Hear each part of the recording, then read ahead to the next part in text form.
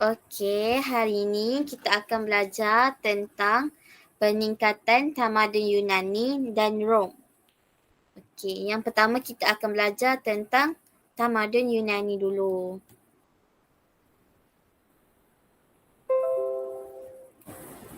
Okey, tamadun Yunani dia berkembang di semenanjung Greece dan di pulau-pulau sekitarnya yang dikelilingi Laut Aegean dan juga Laut Mediterranean.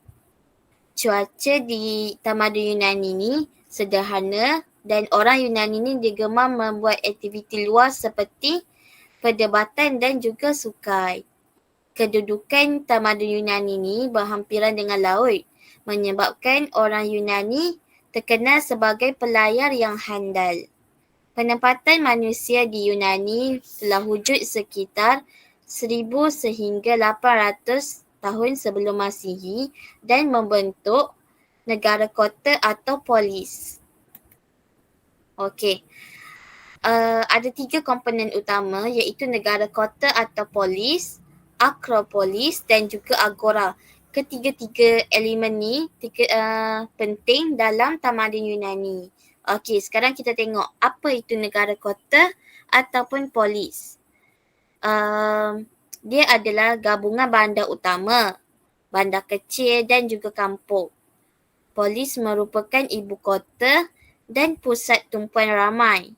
Penduduk Yunani menganggap setiap polis sebagai tanah suci kurniaan dewa dan mereka bertanggungjawab menjaganya.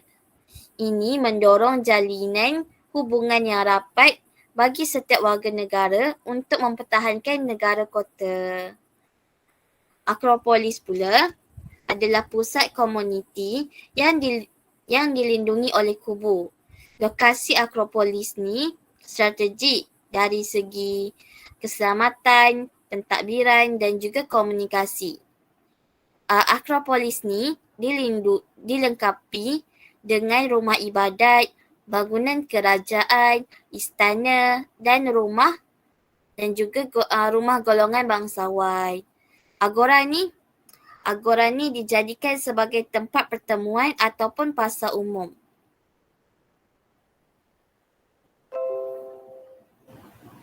Okey. Ni gambar yang pertama ni. Kita tengok gambar yang pertama ni adalah Akropolis. Okey, yang kedua ni agora. Dia macam pasar macam tu. Okey. Ada 3 polis yang terkenal dalam tamadun Yunani, iaitu yang pertama adalah Athens, yang kedua Sparta, yang ketiga adalah Corinth. Okey, kita tengok polis yang pertama iaitu Athens. Athens mempunyai penduduk yang ramai. Dianggarkan seramai 40,000 orang penduduk dan mempunyai keluasan 2,650 km persegi. Untuk Sparta pula, negara kota yang paling luas.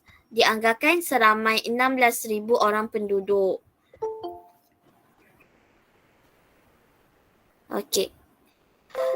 Sparta mempunyai keluasan 8,400 km persegi.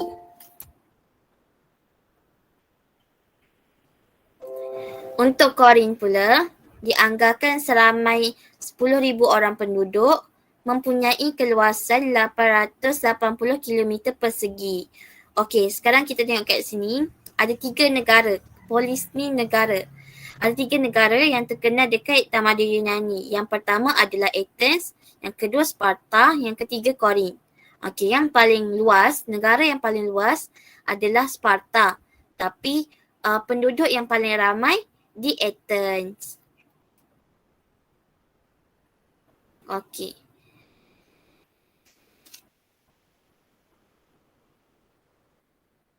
Sekarang kita tengok ada peningkatan pemerintahan dan pentadbiran tamadun Yunani. Ada 5 pentadbiran. Ada 5 carta pentadbiran dia. Yang pertama adalah monarki, yang kedua oligarki, yang ketiga aristokrasi, yang keempat tirani, yang kelima demokrasi. Okey. Sistem untuk monarki, sistem beraja berasaskan keturunan. Raja dibantu oleh golongan bangsawan yang terdiri daripada golongan bijak pandai.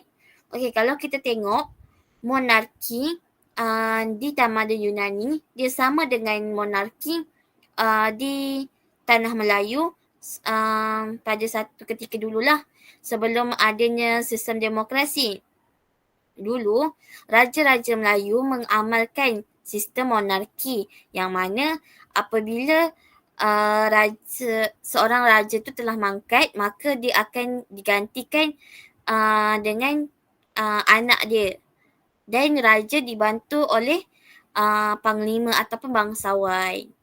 Okey, untuk oligarki, sistem pemerintahan yang dikuasai oleh sebahagian kecil golongan yang berkuasa. Aristokrasi pula sistem pemerintahan yang dikuasai oleh bangsawan. Untuk tirani,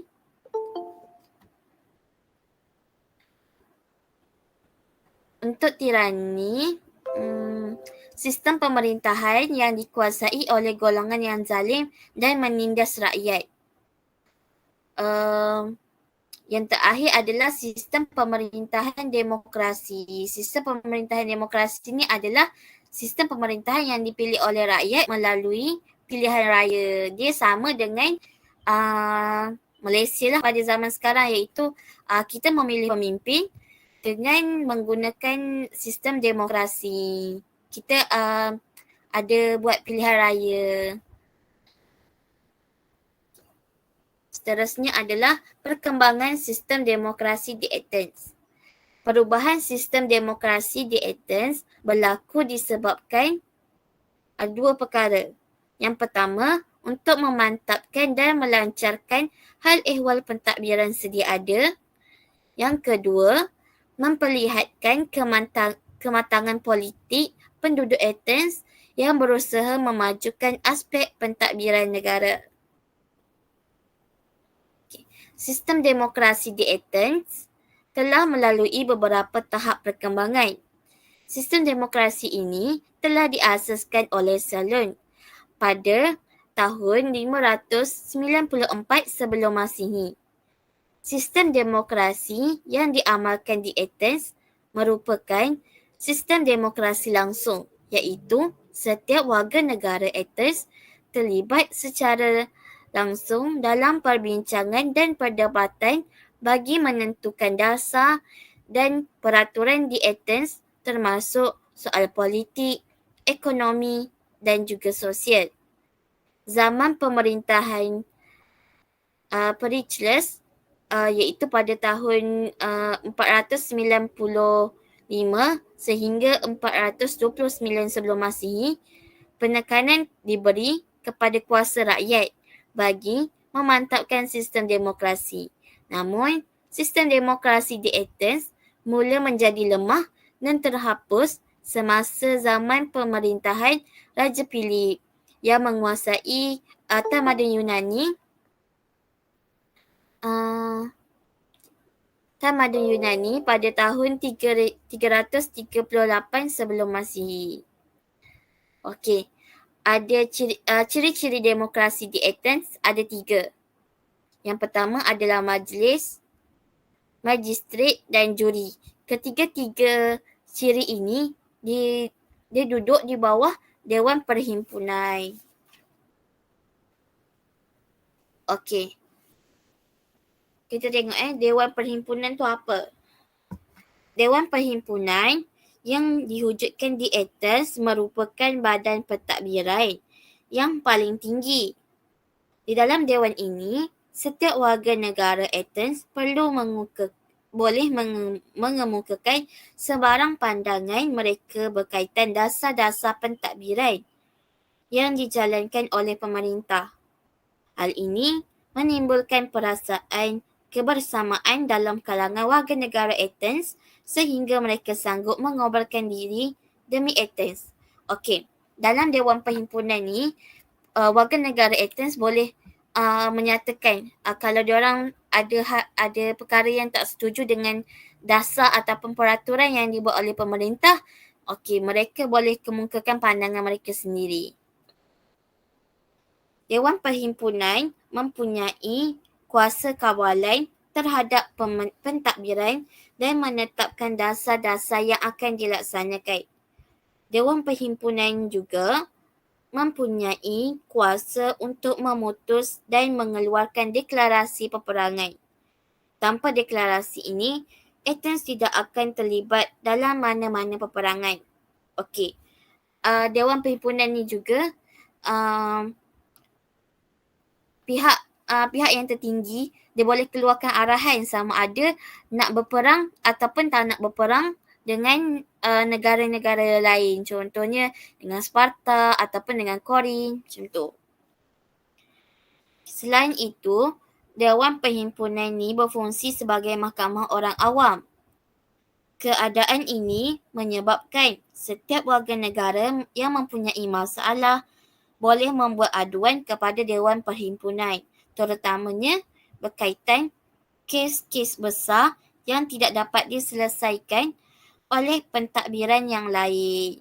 Okey, Dewan Perhimpunan ni dia berfungsi untuk jadi mahkamah. Macam sekarang kan kalau ada buat salah ke, mesti akan dibicarakan di mahkamah. Okey, sama juga dengan di Athens ni, dia ada Dewan Perhimpunan yang berfungsi sebagai mahkamah orang awam. Okey, ada 6 fungsi Dewan Perhimpunan. Yang pertama, anggota Dewan Perhimpunan ni terdiri daripada semua warga negara lelaki Athens. Yang kedua, setiap warga negara berpeluang memegang jawatan selama 6 bulan hingga setahun. Okey. Bukan. Yang ketiga, ada Dewan Perhimpunan ni, dia bersidang sekurang-kurangnya 3 kali sebulan. Setiap warga negara dibenarkan menghadiri perhimpunan. Okey, ini adalah fungsi Dewan Perhimpunan.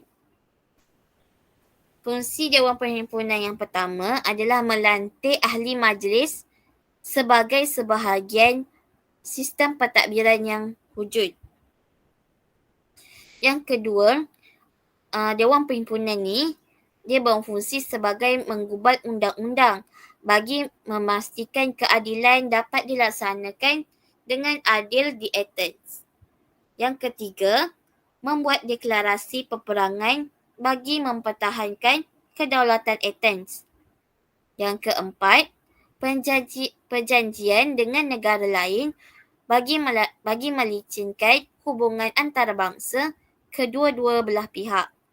Yang kelima adalah untuk membincangkan hal-hal kewangan dan percukaian bagi mengukuhkan ekonomi Athens. Yang keenam adalah menerima duta dari negara asing bagi mengukuhkan hubungan antara kedua-dua belah pihak. Okey, untuk hari ini kita belajar sampai fungsi Dewan Perhimpunan. Sekarang cikgu nak tanya,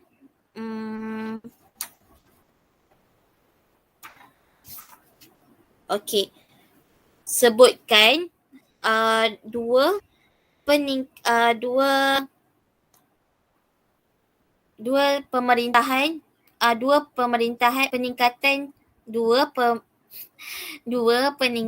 pemerintahan dan pentadbiran tamadun Yunani.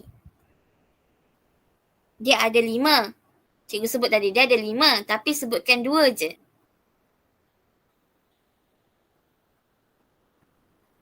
Demokrasi dan tirani. Okey, demokrasi dan tirani. Apa tu demokrasi? Apa tu demokrasi? Demokrasi ialah pemerintahan yang dipilih oleh rakyat melalui pengundian. Okey. Kalau tirani? Tirani ialah pemerintahan yang dikuasai oleh golongan yang zalim dan menindas rakyat. Okey. Okey, ciri-ciri demokrasi di Athens. Ciri-ciri demokrasi di Athens tadi cikgu ada sebut, dia ada Dewan Perhimpunan. Bawah Dewan Perhimpunan tu ada apa?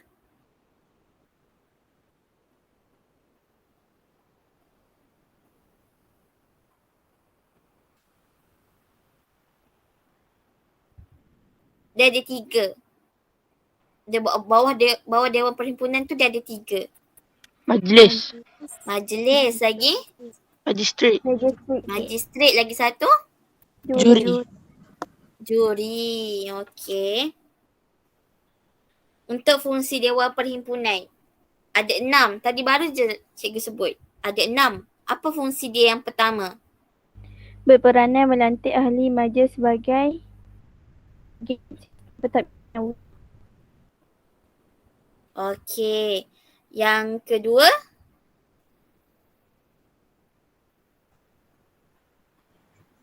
Mengubah undang-undang bagi memastikan keadilan dapat dilaksanakan dengan seadil-adilnya di Athens. Okey. Yang ketiga? Membuat deklarasi peperangan bagi mempertahankan kedaulatan Athens. Okey. Untuk hari ini kita belajar sampai fungsi Dewan Perhimpunan. Nanti untuk kelas yang akan datang kita akan sambung untuk bahagian majlis, magistrat, juri dan juga pemerintahan dan pentadbiran di Sparta. Okey. Nanti cikgu akan bagi link untuk Google Form untuk kerja hari ini. Dalam Google Form, cikgu harap kamu semua dapat isilah, penuhkan soalan tu dan juga link kehadiran. Dia sama je dalam link yang cikgu akan bagi nanti. Okay. Terima kasih untuk hari ini.